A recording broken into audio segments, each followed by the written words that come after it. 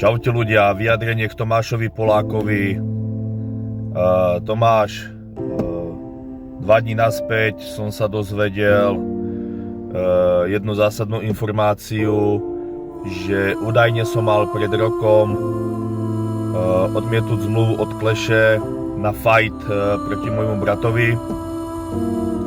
To je vlastne ten človek, ktorého si skoňoval a obral o ďalšie peniaze a spravil si ešte z neho koninu, čo ti nosil plagát a kýbl na sobotnejšom turnaje Clash MMA. To, že si s neho spravil koninu a si ho obral o peniaze, to ma nejak nesere. Ja brata nemusím, nemám ho rád, kľudne si to s ním dám, až bude mať nejaká organizácia o to záujem.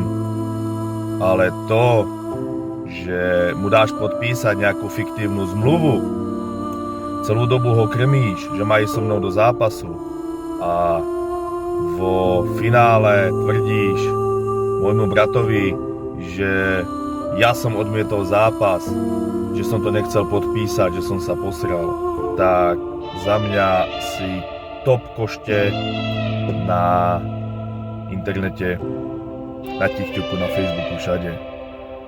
Za mňa si človek bez chrbtovej kosti a hovorím, nemám rád svojho brata, ale proste neviem, či je dilino a nevidí to, jak ho robíš o love. Váš problém.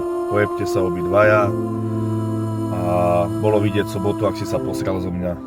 Ty štetka jedna tlustá.